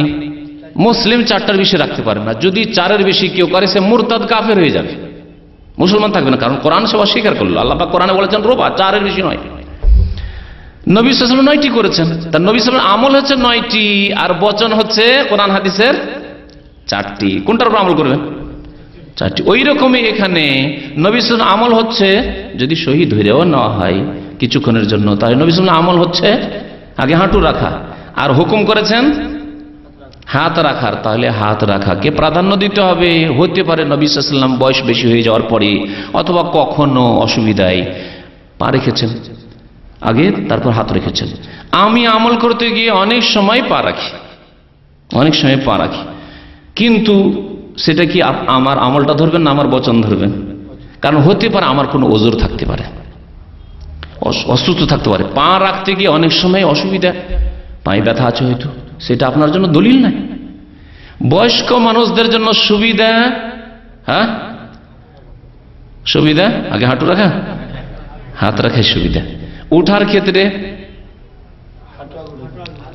হ্যাঁ হাঁটু আগে উঠে হাতে ভর দিলে অসুবিধা, কিন্তু যদি হাঁটু দিয়ে উঠতে আগে হাত উঠিয়ে নেয় তো কষ্টকর বয়স্কদের জন্য।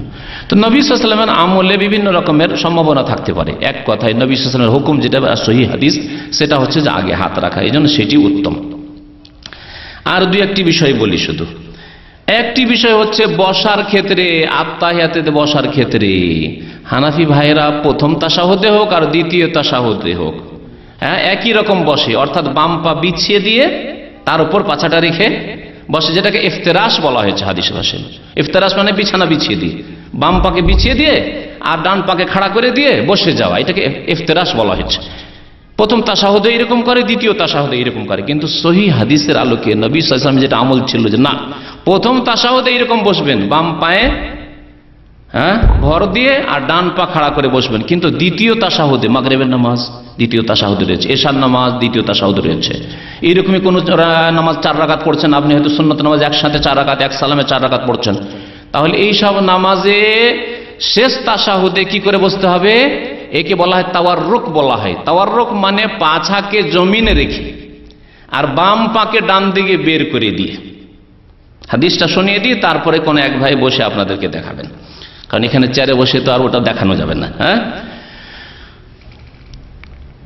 আবু হুমায়দ সাঈদী রাদিয়াল্লাহু তাআলা আনহু, হাদিস বুখারীতে রয়েছে, তিনি 10 জন সাহাবায়ে কেরাম মিলে একটি হাদিস বর্ণনা করেছেন। 10 জন সাহাবায়ে কেরাম মত পোষণ করেছেন যে না ঠিক আছে, এটি হচ্ছে রাসূলুল্লাহর নামাজ। বর্ণনা করে আবু হুমায়দ সাঈদী, কিন্তু 10 জন সাহাবায়ে কেরাম সবাই একমত পোষণ করেছেন যে এইরকম নামাজ আমরাও পড়তে দেখেছি। ফি আশারাতি মিন আসহাবিন নবী সাল্লাল্লাহু আলাইহি ওয়াসাল্লাম বলে হাদিসটি বর্ণনা করা হয়েছে। হাদিসটাতে শেষ অংশটুকু বড় হাদিস, যাতে এই বিষয়টি রয়েছে, ওয়াইজা জালাসা ফির রাকাতিল আখিরাতে, যখন প্রথম রাকাতে বসতেন তখনকার এরকম, ফাইজা সাজাদা ওয়াজাইয়াদি গায়র মুফতারিসিন ওয়াস্তাকবালা বিআতরাফি আসহাবি রিজলাইল কিবলা, ফাইজা জালাসা ফির রাকাতাইনে, প্রথম 2 রাকাত পড়ে যখন বসতেন, জালাসা আলা রিজলিহিল ইউসরা, বাম পায়ের উপর ভর দিয়ে বসতেন, হ্যাঁ, ওয়া নাসাবাল ইউমনা, ডান পাকে খাড়া রাখতেন, বাম পায়ে ভর দিয়ে মানে বাম পা বিছিয়ে দিয়ে আর ডান পা খাড়া করে পাছাটা বাম পায়ের উপরে রেখে, এটা প্রথম তাশাহুদে। ওয়াইজা জালাসা ফির রাকাতিল আখিরাতে, শেষ রাকাতে যখন বসতেন, মাগরিবের 3য় রাকাত পড়ে অথবা এশার 4র্থ রাকাত পড়ে শেষ তাশাহুদে, কাদ্দামা রিজলাহুল ইউসরা, বাম পাকে বাড়িয়ে দিতেন, বাম পাকে ডান দিকে বাড়িয়ে দিতেন, ওয়া নাসাবাল উখরা, আর ডানটাকে দাঁড় করে রাখতেন, ওয়া কাদা আলা মাকআদাতিহি, আর পাছাকে জমিনে রেখে বসতেন। একে বলা হয় তাওয়াররুক, কারণ ওয়ারিক বলা হয় পাছাকে, আর তাওয়াররুক মানে পাছাকে জমিনে রেখে বসা। এটি হচ্ছে দ্বিতীয় তাশাহুদে সুন্নত নবী করিম সাল্লাল্লাহু আলাইহি ওয়াসাল্লামের যেভাবে নামাজ পড়তেন, সহিহ বুখারী শরীফের হাদিস। আর একটি বিষয় 12 নম্বর বিষয়, যে বিষয়টির ওপর আমল নেই হানাফি ভাইদের, সেটা আমল করার জন্য আপনাদেরকে বলছি, কারণ নবী সাল্লাল্লাহু আলাইহি ওয়াসাল্লাম হাদিসে রয়েছে, তা হচ্ছে যে দুআয়ে মাসুরাই, আত্তাহিয়াত পড়লেন, দুরুদ ইব্রাহিমি পড়লেন, তারপরে একটি মাত্র দুআয়ে মাসুরা মুখস্থ আছে, তাই না? আল্লাহুম্মা ইন্নী যালামতু নাফসি যুলমান কাসীরা। আর নবী সাল্লাল্লাহু আলাইহি ওয়াসাল্লাম যে আদেশ করেছেন, সারা জীবন প্রত্যেক নামাজে পড়েছেন, সেই দোয়াটি আপনারা অধিকাংশ মানুষ পড়েন না, হানাফি ভাইরা পড়েন না। আমল কি পরিবর্তন করতে হবে না? সংশোধন কি করতে হবে না?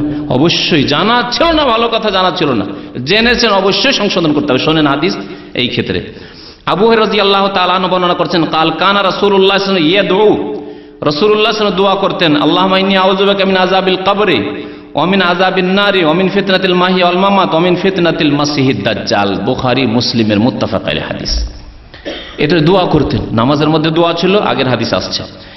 আন আবি হুরায়রা, আবু হুরায়রা রাদিয়াল্লাহু তাআলা আনহু বর্ণনা করছেন, ইয়াকুল কালা রাসূলুল্লাহ সাল্লাল্লাহু আলাইহি ওয়াসাল্লাম, আল্লাহ রাসূল সাল্লাল্লাহু আলাইহি ওয়াসাল্লাম বলেছেন, ইযা ফারাগা আহাদুকুম মিনাত তাশাহুদিল আখিরি, তোমাদের যে কেউ যখন শেষ তাশাহুদ শেষ করবে, আত্তাহিয়াত শেষ হইল, দুরুদ ইব্রাহিমি শেষ হইল, ফালিয়াতাআউযাজ বিল্লাহি মিন আরবা, 4টি বিষয় থেকে আল্লাহর কাছে আশ্রয় চেয়ে নাও, পানাহ চেয়ে নাও, আল্লাহর কাছে পানাহ চাও, আশ্রয় চাও।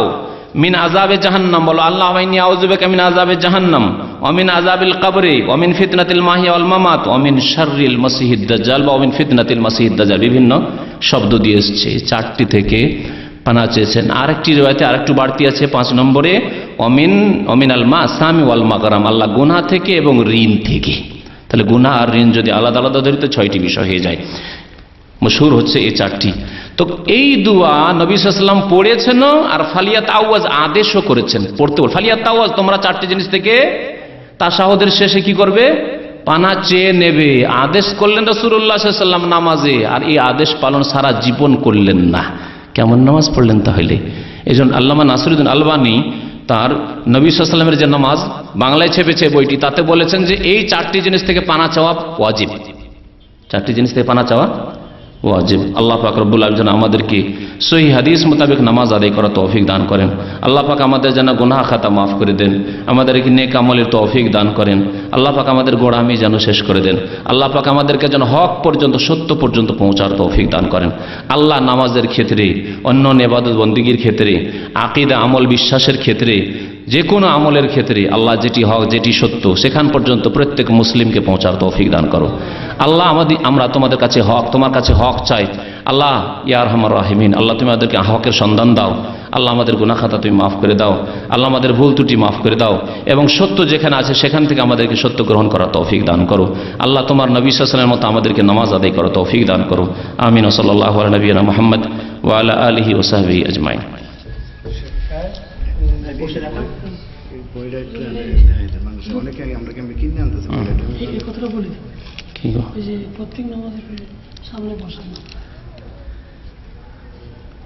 প্রত্যেক নামাজের পরে ইমামকে মুক্তাদির দিকে ঘুরে বসা। হ্যাঁ, এ একটি বিষয়।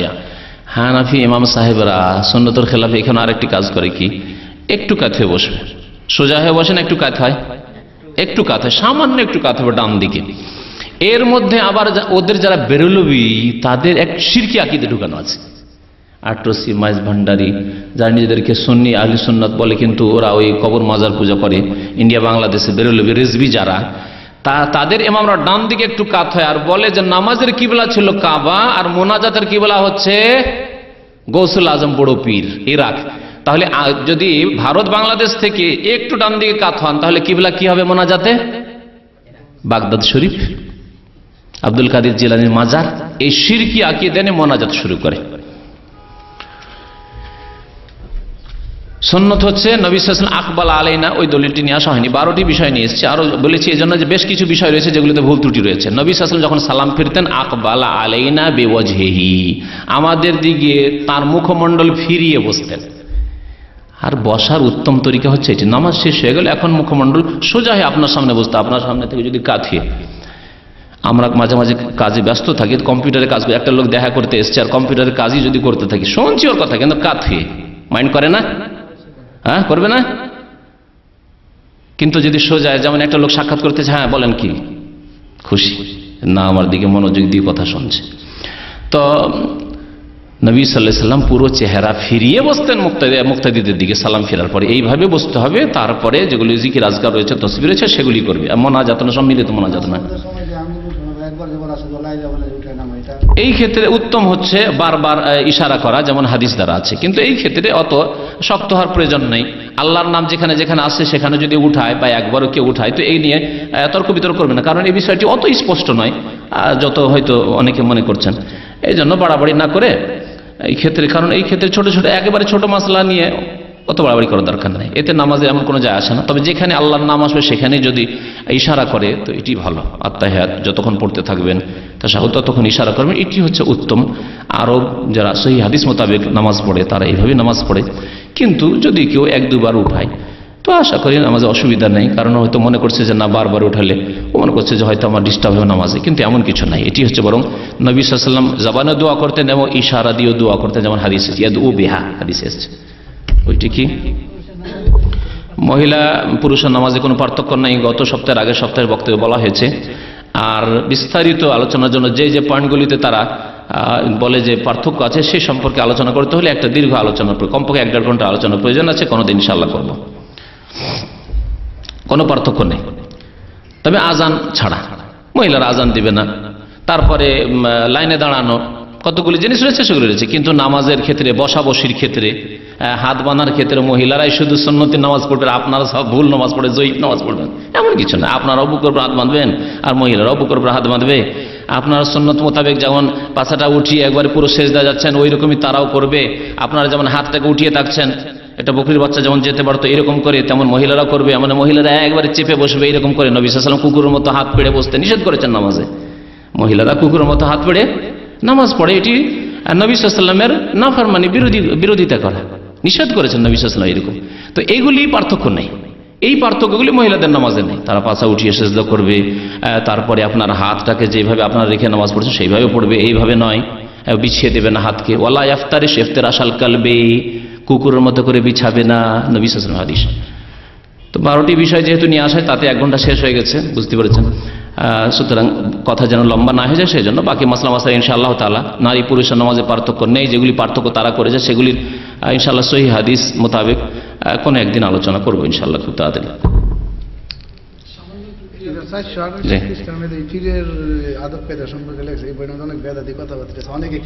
আহকামে জিন্দেগি সব বিদাতি কিতাব, আহকামে জিন্দেগি এইসব বিদাতি কিতাব। ইমাম খতিব বাইতুল আতিক জামে মসজিদ, পশ্চিম নাখালপাড়া, তেজগাঁও, ঢাকা। যাই হোক, এগুলি সব বিদাতি কিতাব। আশা করি এসব কিতাব পড়বেন না। যার সহিহ হাদিস, ইয়া রাসূল আসআলুকা শাফাআতা, নবীর দরবারে বলছে হে রাসূল আপনার কাছে শাফাত চাই। নবীর কাছে চাইবেন, আল্লাহর কাছে চাইবেন। সুবহানাল্লাহ। আমরা গিয়ে আর যাওয়ারও প্রয়োজন, এখান থেকে বলে আল্লাহ তোমার নবীর শাফাত দান করো। শাফাতের মালিক, আদেশ নিষেধের মালিক, কাল কিয়ামতে হাসরের দিবসে মালিক আল্লাহ পাক। আল্লাহ পাক আল্লাহ তোমার নবীর শাফাত দান করো, তোমার নবীর হাউজে কাউসার থেকে পানি দান করো। আল্লাহর কাছে চাইবো, কারণ মালিক আল্লাহ।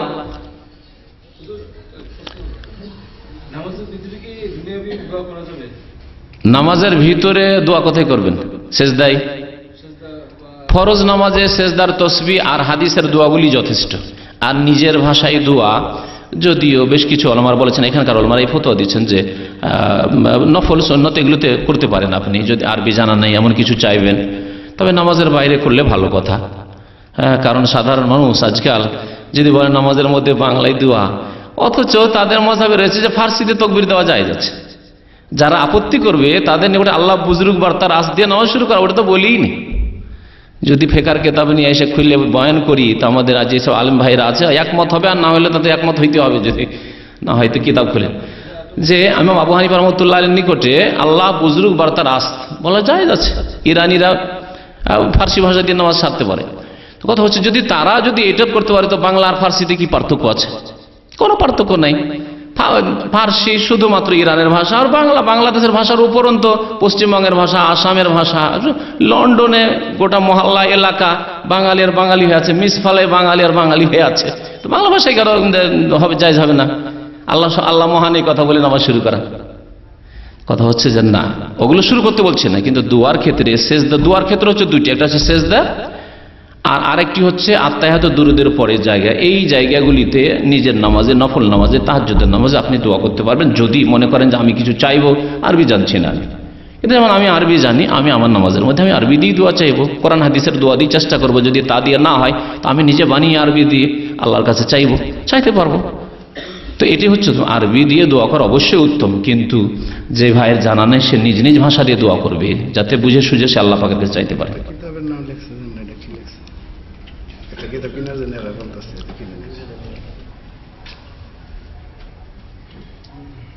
সব বিদাতি কিতাব। দেখেন না, এই পুস্তকখানা তরিকতের ইমাম আওলাদে রসুল সৈয়দ আহমদ কবির রেফাই এত বড় বিদাতি ছিল যে এই রেফাইর কথাই উল্লেখ করা হয়েছে যে মদিনায় এসে যখন একটা কবিতা পড়ে দুরুদ পড়লো, তখন নবী সাল্লাল্লাহু আলাইহি ওয়াসাল্লাম কবর থেকে হাত বেরিয়ে চলে আসলো লম্বা, আর সব চুমা দিতে লাগলো। দিতে দিতে আব্দুল কাদের জিলানীও ছিল, 90,000 লোকের চুমা দিল। তখনকার 90,000-এর জন্য যদি নবীর হাত বেরিয়ে আসে, আজকে 30 লক্ষ লোক আছে। 90,000 কোথায়, 30 লক্ষ কমপক্ষে 50 লক্ষ হাজি সাহেবরা আসছে হজের মৌসুমে। 1400 বছর আর কোনোদিনই কোনো হাত বেরোলো না। হ্যাঁ, এসব গুমরাহি কথাবার্তা। আর যদি হাতি বেরোইতো, তো সবচেয়ে প্রিয়তমা ব্যক্তি মা আয়েশা রাদিয়াল্লাহু তাআলা মাঝে মাঝে তো হাত বেরোতো। 18 বছরের যুবতী মানুষ বিধবা হচ্ছে, আর কোনোদিন হাত বেরোলো না মা আয়েশার জন্য রাদিয়াল্লাহু তাআলা। আর এই বিদাতির জন্য হাত বিরাট। তো এই হলো বিদাতিদের কিতাবের অবস্থা। জি, নামাজের পরে সুন্নতি জিকির করা যায় আছে, বরং সুন্নত আছে আল্লাহু আল্লাহর জিকির, ওইসব জিকির নাই। তবে এইসব জিকির আছে, আস্তাগফিরুল্লাহ আস্তাগফিরুল্লাহ আস্তাগফিরুল্লাহ, আল্লাহুম্মা আনতাস সালাম ওয়া মিনকাস সালাম তাবারাকতা ইয়া যাল জালালি ওয়াল ইকরাম। ইনশাআল্লাহ এই জিকিরগুলো ইনশাআল্লাহ দোয়া, যে নামাজের পরে যে দোয়াগুলি আছে, গত সপ্তাহে মনে হয় ইশারা করেছিলাম, গত সপ্তাহের আগের সপ্তাহে। তো ইনশাআল্লাহ ওগুলো কোনো একটি আলোচনায় বয়ান করা যাবে। নামাজটা যদি শুদ্ধ না হয় তো অন্য কিছু শুদ্ধ করার লাভ কি? যদি আমরা চেষ্টা করছি যে অনেক বিষয় নিয়ে আলোচনা করি, কিন্তু নামাজ সম্পর্কে আমাদের অনেক আলোচনার আসলে প্রয়োজন, অনেক ভুল ত্রুটি নামাজের মধ্যে ঢুকে আছে। তো আশা করি 10-12টা বিষয় যে আলোচনা করলাম, এগুলি যদি সংশোধন হয় তো বাকিগুলি সংশোধনের চাহিদা বাড়বে, তখন ইনশাআল্লাহ কিতাবের মাধ্যমে হোক, অন্য অন্য আলোচনার মাধ্যমে হোক, দর্শের মাধ্যমে হোক, ইনশাআল্লাহ শুদ্ধ হয়ে যাবে ইনশাআল্লাহ। সাল্লাল্লাহু আলাইহি মুহাম্মদ ওয়া আলা আলিহি ওয়া সাহবিহি আজমাইন। হ্যাঁ, তাওয়াররুক যেটা বলছে, কোনো এক ভাই দেখান তো দেখি, ওই যে হ্যাঁ আজিজুল্লাহ, তাওয়াররুক করে মানে ওই শেষ তাশাহুদে যে বসা, এই যে বাম পাটাকে এদিকে বের করে দিলেন, আর ও ডান পা দাঁড়িয়ে আছে, আর পাছাটা জমিনে রেখে বসা। জি, এইভাবে বসবেন, এটা হচ্ছে শেষ তাশাহুদের বসার সুন্নত। এগুলো হচ্ছে নামাজের সুন্নত। হ্যাঁ,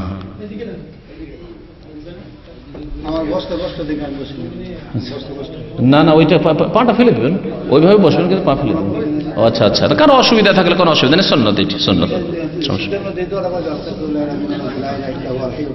অসুবিধা নেই, পড়া যাবে। তসবিহ পড়ার পরে সেজদাতে অন্য কোনো দোয়া যদি পড়তে যান, তসবিহ পড়া, সুবহান রাব্বিয়াল আলা, সুবহান রাব্বিয়াল আলা, সুবহান রাব্বিয়াল আলা পড়ার পর পড়বেন আপনি অন্য দোয়া। জি, কি দ্রুত তাশাহুদ শেষ করে দেয়, মুক্তাদি কি করবে? এবং তাশাহুদ পুরো করতে পারতেছে, উঠে গেছেন। এরকম যদি নিয়মিত হয় তো সেই মসজিদে নামাজ পড়েন, কেমন কথা? হয় তাকে হেদায়েত করেন। যদি কেউ লম্বা করে, মুক্তাদির ওখানে চুপ থাকবে নাকি? না না, অন্য দোয়া পড়তে থাকবে, মেলা দোয়া। রব্বানা আতিনা ফিদ দুনিয়া হাসানা ওয়া ফিল আখিরাতি হাসানা ওয়া কিনা আযাবান নার, যালামনা আনফুসানা। হ্যাঁ, প্রথম তাশাহুদে দুরূদ পড়তে পারেন। কোন কোন রিওয়ায়াতে আছে সাহাবে কেরামরা দুরূদ পড়তেন। এজন্য শাইখ ইবনে বাজ লিখেছেন যে যদি প্রথম তাশাহুদে সময় পায় তো দুরূদ পড়বে, কারণ দুরূদ একবার পড়লে 10 বার আল্লাহর রহমত নাযিল হয়। নবীর প্রতি দুরূদ, অসুবিধা নেই, পড়বেন।